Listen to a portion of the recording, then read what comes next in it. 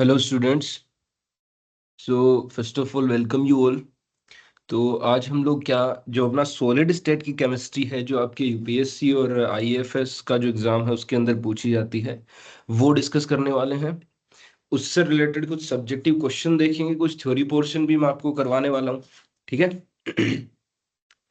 तो सबसे पहले मैं थोड़ा सा आपको सिलेबस भी ब्रीफ कर दूंगा और उसी के अकॉर्डिंग हम लोग चलने वाले हैं। अभी मैं थोड़ा सा टाइम मिला है मेरे को, तो मैं ज्यादा टाइम दूंगा आप लोगों को यहाँ पे। ठीक है जी।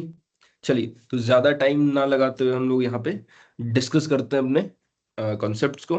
तो मैं स्क्रीन शेयर कर देता हूँ आप लोगों के साथ में, और क्या क्या हम लोग यहाँ पे इस क्लास में देखने वाले हैं उस पर बात करते हैं। एक सेकंड के लिए। हाँ, अभी बस ज्वाइन कर दिया हमने। स्क्रीन शेयर कर देता हूँ, 1 मिनट।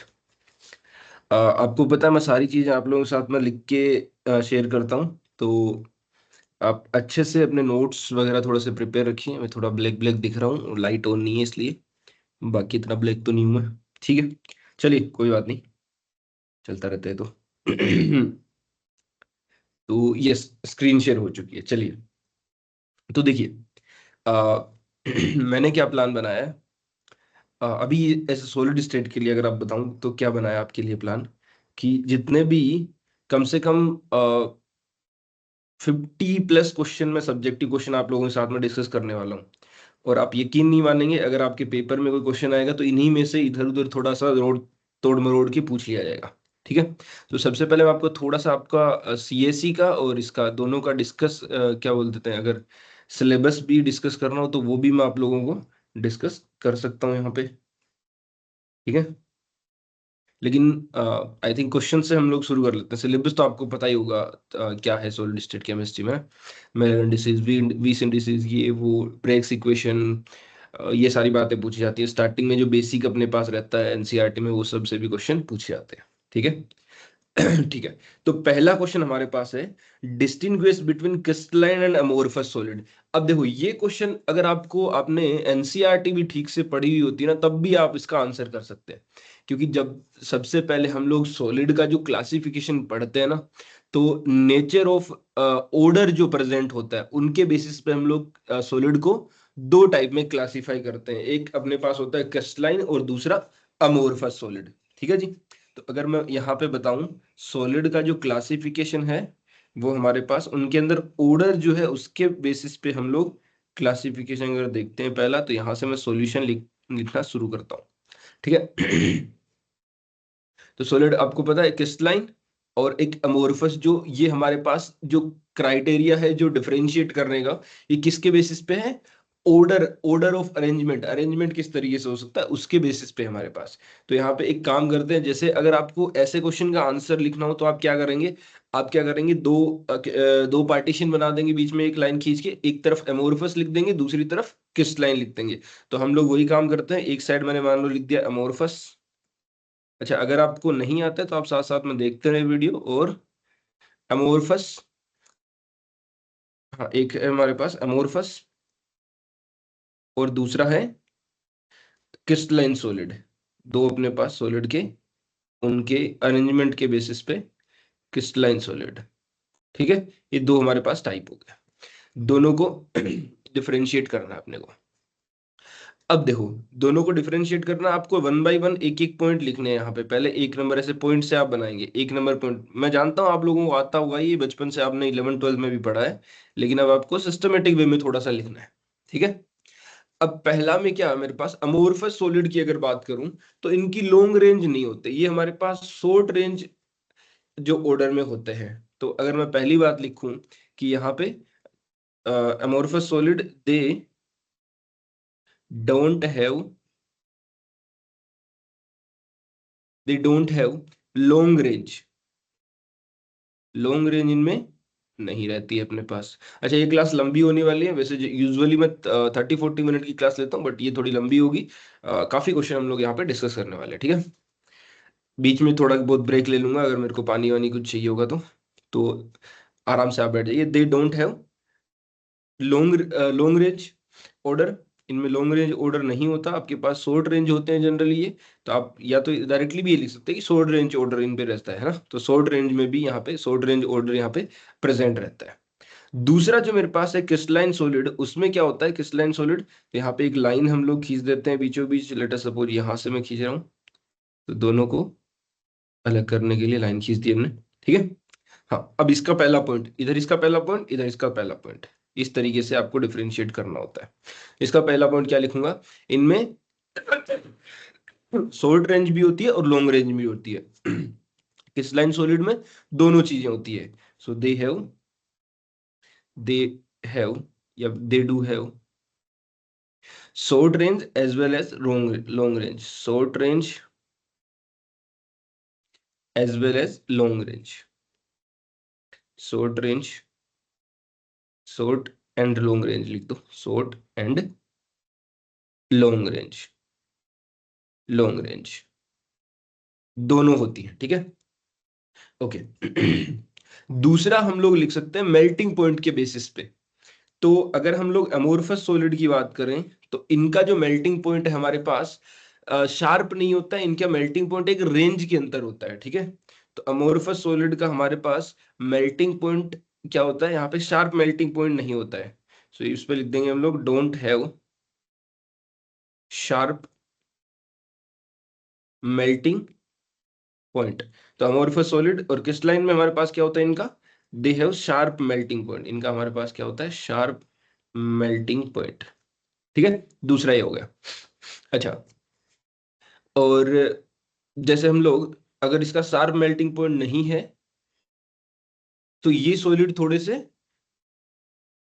सॉफ्ट होते हैं, ठीक है, सॉफ्ट होते हैं कौन से, अमोर्फस वाले। और क्रिस्टलाइन वाले थोड़े से हार्ड होते हैं, किसी एक पर्टिकुलर पॉइंट पे ही रहते हैं, ठीक है। और दूसरा इसका एग्जाम्पल भी अगर मैं लिखूं, तो एग्जाम्पल आप जैसे अमोर्फस में एग्जाम्पल दे सकते हो कि इसका ग्लास का, ग्लास इसका अमोर्फस टाइप का एग्जाम्पल है, ग्लास। आप ज्यादा अच्छे से इसको एनसीईआरटी में देख सकते हैं, वहीं से चीजें पढ़ के आपको बता रहा हूँ, ये ग्लास है, ठीक है। और दूसरा इसमें आप जैसे NaCl है मेरे पास, NaCl का एक आपको पर्टिकुलर अरेंजमेंट देखने को मिलता है, ये जो सॉलिड है ये हमारे पास अप्रोक्सीमेटली 983 डिग्री सेल्सियस पे ये मेल्ट हो जाता है हमारे पास, ये लिक्विड में कन्वर्ट हो जाता है। तो काफी एक टेम्परेचर है, लेकिन ये पर्टिकुलर एक शार्प टेम्परेचर है ना। ग्लास का ऐसा नहीं है, ग्लास में एक रेंज ऑफ टेम्परेचर मिलता है, धीरे धीरे आपको ग्लास को आप देखते हो अमोर्फस सॉलिड है, और धीरे धीरे वो पिघलता रहता है जब धूप होती है उसमें भी, है ना। और अगला पॉइंट हम लोग देख सकते हैं, तीसरा पॉइंट जो डिफरेंशिएट करने का है, वो है हमारे पास आइसोट्रोपी एंड एनाइसोट्रोपी। तो यहाँ पे अगला पॉइंट अगर मैं यहाँ पे ऐड ऑन करूँ, तो आइसोट्रोपी एंड एनाइसोट्रोपी। अब आइसोट्रोपी और एनाइसोट्रोपी एक्चुअल में होता क्या, ये डायरेक्शन बेस्ड नेचर है, ठीक है। एक्चुअल में ऑप्टिकल और मैग्नेटिक प्रॉपर्टी जो है ना, वो एक डायरेक्शन में जाने पे कैसी दिखती है आपको, उसके बेसिस पे है ये, ठीक है। तो ये जो अमोर्फस सॉलिड हैं, ये हमारे पास आइसोट्रोपिक नेचर के होते हैं। अगर मैं अमोर्फस सॉलिड के बेसिस पे बात करूं, तो ये कैसे होते हैं, आइसोट्रोपिक इन नेचर। पहले तो आप लिखेंगे आइसोट्रोपिक इन नेचर, ठीक है। और इधर वाले क्या होंगे मेरे पास, ये होते हैं एनआइसोट्रोपिक इन नेचर, एनआइसोट्रोपिक इन नेचर, ये नेचर में एनआइसोट्रोपिक होते हैं। तो भाई साहब बता भी दीजिए जरा थोड़ा सा, आइसोट्रोपिक और एनआइसोट्रोपिक होता क्या है ना। तो अगर मैं आपसे कहूं, इसी में अगर आप लिखना चाहें आइसोट्रोपिक इन नेचर, इसका मतलब क्या है, that is optical optical and optical and magnetic property, optical and magnetic property, ये जो हमारी है ऑप्टिकल प्रॉपर्टी और मैग्नेटिक प्रॉपर्टी जो है, ये नॉन डायरेक्शनल नेचर की होती है, are non directional in nature. अच्छा, और एनाइसोट्रोपिक में क्या होते हैं, ये डायरेक्शनल बेस्ड होते हैं। एनाइसोट्रोपिक क्या होते हैं, डायरेक्शनल बेस्ड होते हैं। जैसे अगर मैं लिखूं, यहाँ पे पेज और ऐड कर लेते हैं अपन, पेज की जरूरत पड़ेगी अपने को लिखने के लिए। जैसे अगर मैं बात करूं, यहाँ पे मान लो ये ए, यहाँ पे इस तरीके से मैं दिखा देता हूँ, मान लो इसके नीचे ए है, फिर ए है, इधर मेरे पास लेटर सपोज बी है, यहाँ पे बी है, यहाँ पे बी है, और यहाँ पे फिर से मान लो आगे अपने पास ए है, ए है, ए है, और ये बी है, ये बी है, ये बी है। ठीक है। और मान लो आप इस तरीके से कुछ डायरेक्शनली जा रहे हो, मतलब इस डायरेक्शन में जा रहे हो, तो पूरा आपको एक ऑर्डर अरेंजमेंट मिलेगा, है ना। जैसे मान लो आप इस तरीके से गए, है ना। दूसरा कलर दिखा देता हूँ मैं, मिक्स मिक्स लगेगा आपको, है ना। मान लो इस तरीके से आप गए हो, तो इस पूरी लाइन में आपको एनाइसोट्रोपी मिलेगी। एनाइसोट्रोपी मिलेगी मतलब आपको ऑप्टिकल और मैग्नेटिक प्रॉपर्टी जो है वो सिमिलर दिखेगी पूरी लाइन में। ऐसे यहाँ पे इस लाइन में जा रहे हो तो अपने को इधर भी सिमिलर दिखेगी। ठीक है, ये बातें हैं। अब अगला पॉइंट, तो थोड़ा सा इसमें डिफरेंशिएशन करने के लिए आगे हम लोग ऐड ऑन करते हैं चीजें।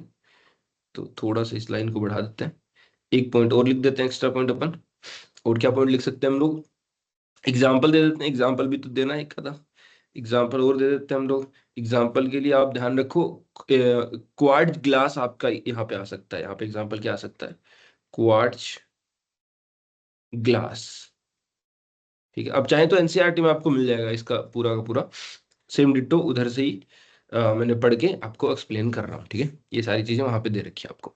और इसमें एग्जाम्पल आपको क्वार्ट्ज क्वार्ट्ज क्रिस्टल मिलेंगे, इसमें क्वार्ट्ज ग्लास नहीं, इसमें क्वार्ट्ज क्रिस्टल आप ले सकते हो, क्वार्ट्ज क्रिस्टल, क्वार्ट्ज क्रिस्टल।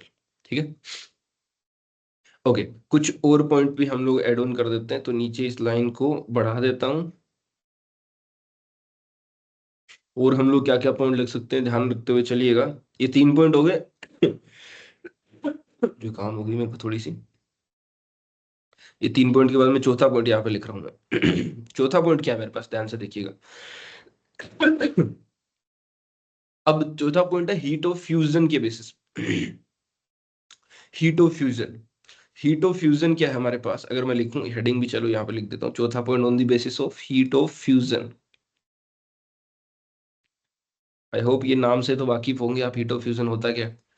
तो हमारे पास जो अमोर्फस सॉलिड है इधर वाला, उसमें कोई कैरेक्टरिस्टिक हीट ऑफ फ्यूजन नहीं होता है, लेकिन क्रिस्टलाइन सॉलिड में एक कैरेक्टरिस्टिक आपको हीट ऑफ फ्यूजन देखने को मिलेगी। तो यहाँ पे मैं लिख दूंगा, they don't have, don't have characteristic,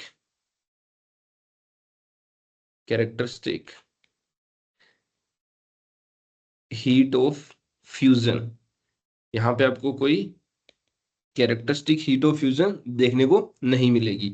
लेकिन इधर मैं लिखूं 4 नंबर पॉइंट, तो यहाँ पे आपको कैरेक्टरिस्टिक हीट ऑफ फ्यूजन देखने को मिलेगी। सो दे हैव, कौन से में, क्रिस्टलाइन में। सो दे हैव कैरेक्टरिस्टिक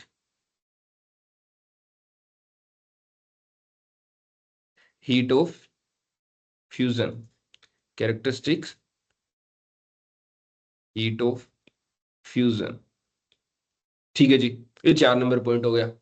अच्छा, इनकी फिजिकल स्टेट के ऊपर भी बात कर लेते हैं अपन। पांचवा पॉइंट हम लोग यहाँ पे ये एड ऑन कर सकते हैं, इनकी जो फिजिकल स्टेट है उसका पांचवा पॉइंट बना सकते हैं हम लोग। तो फिजिकल स्टेट के बेसिस पे अगर मैं यहाँ पे कुछ कहूँ तो क्या होगा देखिएगा। थोड़ा सा इसको बढ़ा देते हैं, क्योंकि अपना प्रोग्राम अभी चलता जा रहा है, इसको इंक्रीज कर देते हैं, यस। तो पांचवा पॉइंट फिजिकल स्टेट के ऊपर है। तो अमोर्फस सॉलिड जो होते हैं वो कंपैरेटिवली सॉफ्ट होते हैं, और रिजिड उतने नहीं होते मेरे पास। ठीक है, और इनको डिस्ट्रॉय किया जा सकता है थोड़ा सा, और बेंड किया जा सकता है। ठीक है, उनको कंप्रेस करके फोर्स लगा के। लेकिन क्रिस्टलाइन सॉलिड जो होते हैं वो काफी हार्ड होते हैं, रिजिड होते हैं, इसीलिए इनका मेल्टिंग पॉइंट भी शार्प होता है ना। क्रिस्टलाइन सॉलिड को अगर आप एक बार बहुत ज्यादा वो कर दिए प्रेशराइज, तो या तो वो टूट जाएगा, बिखर जाएगा, नहीं तो अपनी उसी शेप में रहेगा। मेल्ट हो गया, ऐसा नहीं है आधा मेल्ट होगा आधा रह जाएगा, ऐसा नहीं है। वो या तो पूरा मेल्ट हो जाएगा, नहीं तो बीच की कोई स्टेज नहीं है उसकी। तो अगर यहाँ पे मैं लिखूं फिजिकल स्टेट के बेसिस पे, तो आप ये लिख सकते हैं अमोर्फस सॉलिड हमारे पास जो है वो कंप्रेसिव कंपेरेटिवली सॉफ्ट होते हैं। तो अमोर्फस सॉलिड, ये लिख सकता हूँ कि amorphous, amorphous OUS, amorphous solid comparatively, comparatively solid are comparatively, थोड़ी सी जुकाम हो गई है मेरे को, comparatively comparatively soft and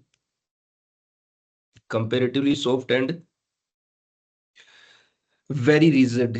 soft होते हैं और काफी रिजिड होते हैं, वेरी रिजिड। ओके जी। अच्छा अगली लाइन आप इसमें ये एड ऑन कर सकते हैं कि this can be distorted, can be distorted by distorted by bending और compressing force, bending और compressing force इनको लगा के बेंड करके इनको डिस्टोर्ट किया जा सकता है। लेकिन यही अगर मैं पांचवी प्रॉपर्टी इसमें बात करूं तो इसमें पांचवी प्रॉपर्टी अपने पास क्या आएगी? क्रिस्टलाइन सॉलिड ये हार्ड होते हैं एंड तो मैं ये देख सकता हूं कि क्रिस्टलाइन सॉलिड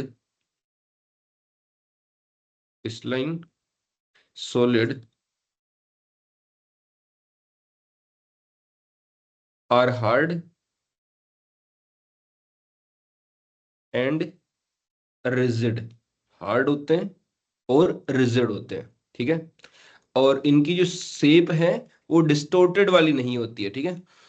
थोड़े फोर्स से या आप काफी फोर्स भी लगाएंगे तो फिर सिर्फ डिस्टोर्ट हो जाएगी, ऐसे नहीं मिडल की कुछ नहीं मिलेगी आपको।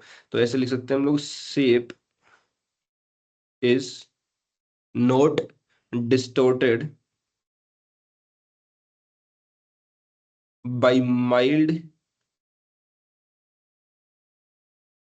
डिस्टोर्टिंग फोर्स या mild compressing force, by mild compressing force, ठीक है। ये कर सकते हैं आप। अब इन दोनों के पूरे पूरे भरपूर एग्जाम्पल दे देते हैं जी भर के थोड़े से एग्जाम्पल दे देते हैं जो आपके एनसीईआरटी में भी लिखे गए हैं और अदर बुक्स में भी आप रेफर करेंगे, लाइक के एल कपूर, सॉरी वो पूरी शर्मा फटानिया या के एल कपूर वगैरह में भी देखेंगे तो वहां पे भी मिल जाएगा। तो एग्जाम्पल हम लोग यहाँ पे जरूर देंगे क्योंकि एग्जाम्पल देने जरूरी है, तभी आप थोड़ा सा सोच पाएंगे कि कैसे हैं इसके। तो एग्जाम्पल हमारे पास एमोरफस के एग्जाम्पल जो है वो आपके पास रबर हो सकता है एक तो, ठीक है। दूसरा हमारे पास ग्लास हो सकता है, इसमें ग्लास है। प्लास्टिक हो सकता है, ठीक है। ये सारे एग्जाम्पल तो किसके हैं? अमोरफस के। प्लास्टिक, प्लास्टिक ये एग्जाम्पल इसके हैं। अगर हम लोग क्रिस्टलाइन के एग्जाम्पल देखें तो क्रिस्टलाइन के एग्जाम्पल आपको जैसे NaCl हो गया मेरे पास, है ना। NaCl हो गया या सीजियम ब्रोमाइड भी हो सकता है, CsBr हो सकता है, ZnS हो सकता है, जिंक ब्लेंड जिसकी स्ट्रक्चर होती है। इस टाइप के एग्जाम्पल आपको जो परफेक्ट एक पर्टिकुलर जिनका मेल्टिंग पॉइंट आपको देखने को मिलेगा अब वो हो सकते हैं। अब यहाँ पे थोड़ा सा हम लोग एक चीज ऐड ऑन करना चाहेंगे नोट डाल के कि कुछ ऐसे सब्सटेंस भी होते हैं जो पर्टिकुलर टेम्परेचर पे या पर्टिकुलर कंडीशन पे अलग अलग नेचर एग्जिस्ट करते हैं। कभी वो अमोर्फस भी होते हैं, कभी वो क्रिस्टलाइन भी होते हैं। तो नोट पॉइंट करके हम लोग लिख रहे हैं कि सम सब्सटेंसेस, कुछ सब्सटेंस ऐसे होते हैं अपने पास, सम सब्सटेंसेस वो कौन से होंगे अभी लिखता हूं आपके सामने। Adopt adopt different arrangement, some substances adopt different arrangements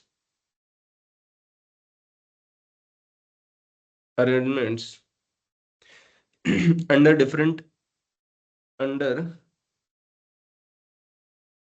different conditions, such as such compounds को हम लोग क्या कहेंगे? पोलीमोर्फस बोलते हैं इनको। तो such compounds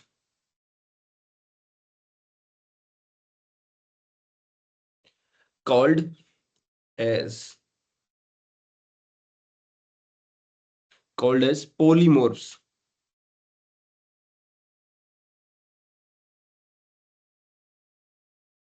पॉलीमॉर्फ्स एग्जाम्पल आप दे सकते हैं पॉलीमॉर्फ्स के। कौन कौन से एग्जाम्पल हो सकते हैं? डायमंड हो सकता है आपके पास, डायमंड हो सकता है, और दूसरा ग्रेफाइट हो सकता है। इनको हम लोग यहाँ पे कुछ कुछ चेंजमेंट ला सकते हैं इनमें, ठीक है। ओके। और ये सुपर कूल्ड लिक्विड भी बोलते हैं इनको, ओल्ड टेम्परेचर पे हम लोग कुछ कुछ कर देते हैं ठीक है। अब आगे हम लोग चलते हैं। तो अगला क्वेश्चन 2 नंबर क्वेश्चन है अपने पास। कितना टाइम हो गया अपने को? 20 मिनट्स का लेक्चर हो चुका ऑलरेडी, ठीक है, कोई बात नहीं।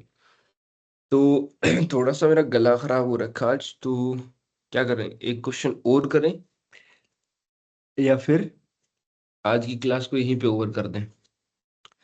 लॉ ऑफ क्रिस्टलोग्राफी पढ़ाना आपको, और उसके बाद में यूनिट सेल बताना है, स्पेस लैटिस क्या होता है वो बताना है आपको। तो एक काम करते हैं, एक क्वेश्चन और कर लेते हैं ना, एक क्वेश्चन और करते हैं, ठीक है। चलो, एटलीस्ट 30-40 मिनट की क्लास करते हैं, क्योंकि वैसे तो मैंने बहुत लंबी क्लास लेने का सोचा था ये, बट गला काम नहीं कर रहा है, तो थोड़ा सा क्या करें अभी, देखते हैं। पहला मेरे पास लॉ ऑफ क्रिस्टलोग्राफी। अब देखो, क्रिस्टलोग्राफी का लॉ क्या है हमारे पास। जो इंटरफेशियल एंगल है ना, वो हमारे पास सेम होने चाहिए, remain same, what ever the external morphology जो भी हो हमारे पास क्रिस्टल स्ट्रक्चर की। तो क्रिस्टलोग्राफी का लॉ क्या कहता है आपको, कि जो इंटरफेशियल एंगल है, जो भी हमारे पास क्रिस्टल सिस्टम बनेगा, उसमें जो इंटरफेशियल एंगल होंगे वो हर एक कंडीशन पे सेम बने हुए होने चाहिए, ठीक है। और इंटरफेशियल एंगल होता क्या है, दो फेसेस के बीच में जो एंगल बनता है वो हमारे पास इंटरफेशियल एंगल होता है। तो यहाँ पे सबसे पहला पार्ट मैं लॉ ऑफ क्रिस्टलोग्राफी यहाँ पे करने वाला हूँ डिस्कस। तो पहला पार्ट हमारे पास है लॉ ऑफ क्रिस्टलोग्राफी क्या होता है। तो यहाँ पे मैं हेडिंग लिख देता हूँ, लॉ ऑफ क्रिस्टलोग्राफी। कि ये जो क्रिस्टलोग्राफी है अपने पास, इस ये किस बेसिस पे, किस लॉ के ऊपर डिपेंडेंट है crystallography.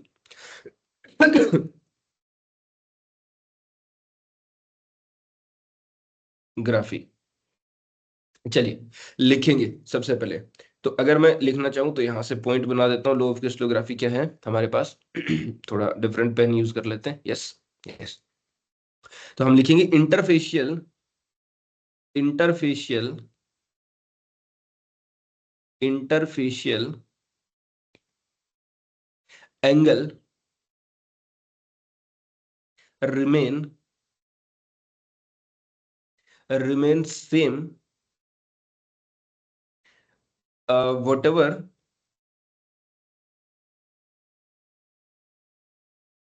What ever the external condition,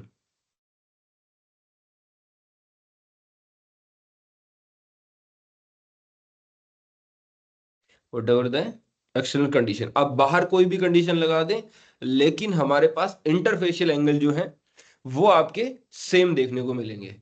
external condition या एक्सटर्नल आप लिख सकते हो मोर्फोलॉजी, कंडीशन की बजाय बेटर वर्ड क्या होगा, मोर्फोलॉजी, मोर्फोलॉजी। बाहर आप कुछ भी कर दें क्रिस्टल सिस्टम के बाहर, उससे एक्सटर्नल फिनोमिनन से, मोर्फोलॉजी से हमारे पास इंटरनल कुछ भी नहीं चेंज होगा, of crystal structure, of crystal structure, of crystal structure, ठीक है। अच्छा, इंटरफेशियल एंगल क्या होते हैं, थोड़ा सा हम लोग उसको भी डिफाइन कर देते हैं। What is interfacial angle. तो यहाँ पे दूसरा पॉइंट डाल के आप लिख देंगे साथ में, इंटरफेशियल एंगल क्या होते हैं मेरे पास, उसके बारे में भी हम लोग लिख देते हैं। तो इंटरफेशियल एंगल मेरे पास क्या होते हैं, दो आ, मेरे पास दो फेसेस के बीच में जो एंगल बनता है उसको इंटरफेशियल एंगल बोलते हैं हम लोग। तो इंटरफेशियल मतलब दो फेसेस के बीच में जो एंगल बनता है उसको हम लोग इंटरफेशियल एंगल बोलते हैं। एंगल क्या होता है मेरे पास, angle between, angle between any two faces, two faces of crystal, crystal के किसी दो फेसेस के बीच में एंगल हमारे पास होता है इंटरफेशियल एंगल। चलिए थोड़ा सा पेज ऐड करना पड़ेगा अपने को यहाँ पे, क्योंकि जगह और चाहिए लिखने के लिए। तो स्ट्रक्चर ऑफ क्रिस्टल जो है हमारे पास वो इंटरनल, अगर मैं लॉ ऑफ क्रिस्टलोग्राफी की बात करूं, इसका मतलब हमें ये समझ आया कि मोर्फोलॉजी, जो बाहर का मोर्फोलॉजी या बाहर का जो कंडीशन है, उससे हमारे पास क्रिस्टल स्ट्रक्चर पे कोई फर्क नहीं पड़ता है। तो यहां से हम लोग इस लॉ ऑफ क्रिस्टलोग्राफी से क्या कंक्लूड कर सकते हैं, हम लोग ये कंक्लूड कर सकते हैं कि हमारे पास, hence we can say, hence हम लोग ये कह सकते हैं कि morphology, morphology is not the structure, note the structure of crystal, structure of crystal.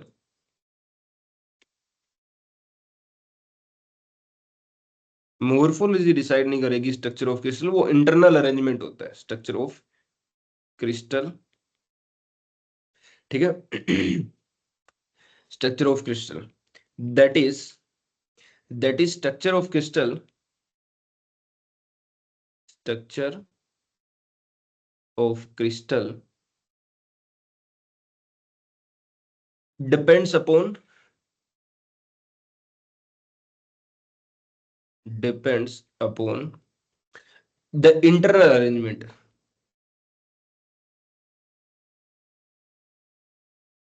the internal arrangement, internal arrangement पे डिपेंड करता है। और वो किसका हो सकता है? आयंस, एटम और मॉलिक्यूल का। तो internal arrangement of ion, atom और मॉलिक्यूल, इन सब का जो भी सिस्टम क्रिस्टल के अंदर जो है सॉलिड स्ट्रक्चर, उसमें जो इंटरनल अरेंजमेंट है उस पर डिपेंड करता है। तो ये आपके पहले क्वेश्चन का आंसर हो गया। लॉ ऑफ क्रिस्टलोग्राफी क्या है? अब मैं एक बार एक्सप्लेन कर देता हूँ आपको लॉ ऑफ क्रिस्टलोग्राफी क्या है। कि हमारे पास इंटरफेशियल एंगल जो है ना, वो आप कुछ भी बाहर से अमोर्फस, सॉरी बाहर से मोर्फोलॉजी जो भी आप लगाओ, एक्सटर्नल मोर्फोलॉजी, उससे जो क्रिस्टल है उसका इंटरनल या इंटरफेशियल जो एंगल है वो सेम रहेगा, कांस्टेंट रहेगा। इसका मतलब हमारे पास क्या है कि मोर्फोलॉजी से डिसाइड नहीं होती क्रिस्टल स्ट्रक्चर। क्रिस्टल स्ट्रक्चर किससे डिसाइड होता है? इंटरनल अरेंजमेंट किस तरीके का, आयंस का, मॉलिक्यूल का और एटम का। ये हमारे पास लॉ ऑफ क्रिस्टलोग्राफी है। ये पहला क्वेश्चन आपका कंप्लीट होता है। दूसरा क्वेश्चन है यूनिट सेल और फिर स्पेस लेटिस को अपने को एक्सप्लेन करना है। तो दूसरा हम लोग बी पार्ट चलते हैं यूनिट सेल के ऊपर। बी पार्ट क्या अपना? Unit cell. चलिए व्हाइट कलर यूज कर लेते हैं। बी पार्ट अपने पास यूनिट सेल। क्या होती है यूनिट सेल? देखो, अब पढ़ते हुए आ रहे हैं 11 12 से, मुझे पता है वहां पे आपने पढ़ी होगी, लेकिन यहाँ पे हम लोग एक डेफिनेशन देनी पड़ेगी अपने को यूनिट सेल की ना। तो यूनिट सेल क्या होती है? अपने पास कोई भी जो 3D अरेंजमेंट होती है उसकी छोटी से छोटी हमारे पास जो इकाई है उसको हम लोग यूनिट सेल बोलती हैं, ठीक है। तो हम लोग ये लिखेंगे कि a unit cell is defined as, a unit cell is smallest smallest unit of smallest unit of smallest unit of a crystal,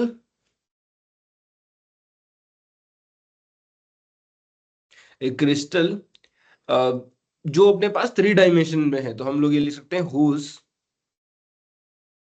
3D या 3 डायमेंशनल, हुज 3D रिप्रेजेंटेशन या हुज 3D रिपीटेशन, रिप्रेजेंटेशन नहीं sorry repetition. अगर मैं उसी unit cell मतलब जो छोटी से छोटी इकाई है उसको मैं रिपीट करता जाऊं तो पूरा 3D लेटिस अपने पास 3D क्रिस्टल बन के तैयार हो जाएगा। तो whose 3D repetition, repetition REPEAT है ना, TATION, repetition over the space, over the space पूरे 3 डायमेंशन में can generate, overall crystal lattice या overall crystal structure, overall crystal structure या क्रिस्टल लेटिस, इसके रिपीटेशन से पूरी की पूरी आपको क्रिस्टल लेटिस मिल जाए, ओवरऑल क्रिस्टल स्ट्रक्चर। ठीक है, ये तो हमारे पास ये डेफिनेशन हो गई। आप चाहें तो एग्जाम्पल भी दे सकते हैं इसका। जैसे एग्जाम्पल के तौर पे अगर मैं लिखना चाहूँ यहाँ पे, जैसे एग्जाम्पल दे देता हूँ आपको। मान लेते हैं मेरे पास इस टाइप से एक अरेंजमेंट है। मान लो यहाँ पे ए है अपने पास, उसके बाद में बी, ए बी इस तरीके से चल रहा है। तो बी फिर ए फिर बी फिर ए फिर बी इस तरीके से चल रहा है। इस ए के नीचे भी बी फिर ए फिर बी फिर ए इस तरीके से चल रहा है। यहाँ पे ए यहाँ पे बी, यहाँ पे ए, फिर यहाँ पे भी, ए बी, ए बी, यहाँ पे मान लो ए है, बी है, ए है, बी है, ए है, और यहाँ पे बी है, ए है, बी है, और ए है, इस तरीके से। अब आप ये सोचो, इसमें आपको छोटी से छोटी यूनिट लेनी है ना, जिसको मैं रिपीट करता जाऊं तो मेरे को पूरा लेटिस मिल जाए। तो आप ये ले लो ना, कोई भी, ये 4 का ये बना लो, यही स्मॉलेस्ट यूनिट दिख रही है मेरे को, था ना? आई थिंक आपको भी यही दिखेगी। मैं ऐसे दिखा देता हूँ, इनमें से कोई 4 ए बी को एक साथ ले लिया मैंने। अब इनको रिपीट करता जाऊंगा, मैं थोड़ा छोटा कर देता हूँ इसको। इनको रिपीट करता जाऊंगा तो आपको पूरी की पूरी मिल जाएगी, पूरा का पूरा अरेंजमेंट मिल जाएगा। तो ये स्मॉलेस्ट यूनिट आपको दिख रही है यहाँ पे, ये हमारे पास स्मॉलेस्ट यूनिट है, स्मॉलेस्ट यूनिट है। और ये किसका काम करेगा मेरे पास, इसको हम लोग क्या बोल देंगे, यूनिट सेल। ठीक है। अब कोई आके कहेगा कि सर ये मतलब रिपीटेशन तो हम लोग किसी बड़ी यूनिट का करेंगे, वो भी आपको पूरा का पूरा अरेंजमेंट दे देंगे, लेकिन हमको स्मॉलेस्ट यूनिट चाहिए। ठीक है। तो ज्योमेट्रिकल कॉन्सेप्ट है smallest sample that represent the picture of entire crystal. मतलब हमारे पास वो स्मॉलेस्ट यूनिट जो पूरे क्रिस्टल की पिक्चर को आपको यहाँ पे दिखा दे, उसको हम लोग ये बोलते हैं।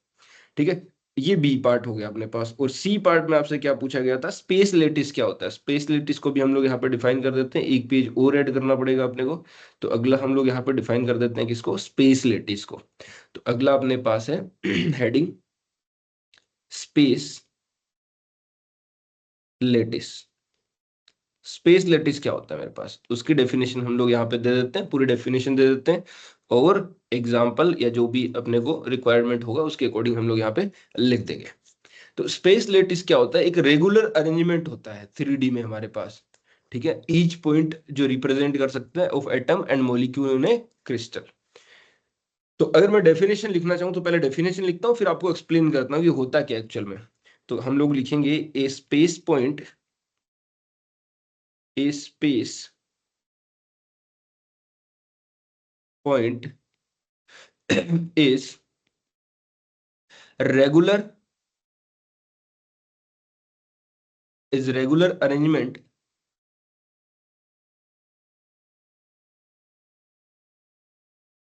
Regular arrangement identical identical points in 3D, of identical points in 3D space where each points, हर एक जो पॉइंट है वो रिप्रेजेंट्स, ईच पॉइंट रिप्रेजेंट करेगा किसको, रिप्रेजेंट एन एटम और मॉलिक्यूल, और आयन भी हो सकता है, एटम और मॉलिक्यूल, या फिर आयन भी हो सकता है इन दी क्रिस्टल। अभी समझाता हूँ आपको, 11 12 की पूरी ताजा जो यादें हैं वो ताजा हो जाएंगी आपकी ना। क्रिस्टल, क्रिस्टल लिख जाए यार, क्रिस्टल।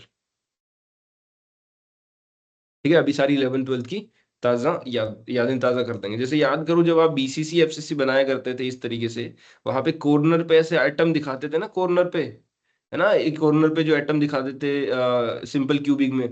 तो ये जो एटम हम लोग दिखा रहे हैं ना, ये किसको रिप्रेजेंट कर रहा है, स्पेस लेटिस बोलते हैं इसको हम लोग, है ना। ठीक है। ये एटम हमारे पास स्पेस लेटिस होता है जो रिप्रेजेंट करता है। तो space lattice is the regular arrangement of identical points, जो कि हमारे पास in 3D space where each point, जो हर एक पॉइंट है किसको रिप्रेजेंट करता है, एक एटम या फिर मॉलिक्यूल या फिर एक आयन को रिप्रेजेंट करता है, एक 3D स्पेस के अंदर। ठीक है। तो आगे इसमें हम लोग क्या लिख सकते हैं, थोड़ा सा एक आधी लाइनें और लिखते हैं इसके बारे में।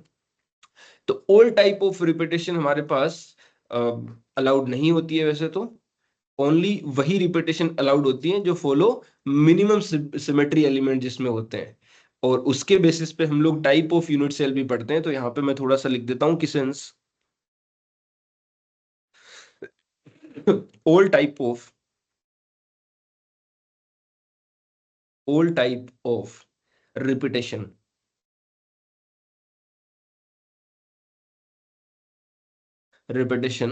are not allowed,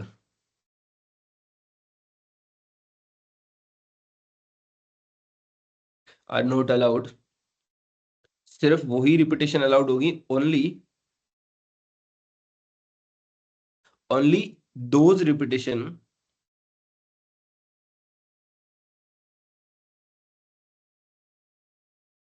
repetitions which follow minimum symmetry, minimum symmetry, minimum symmetry element, minimum symmetry element are allowed.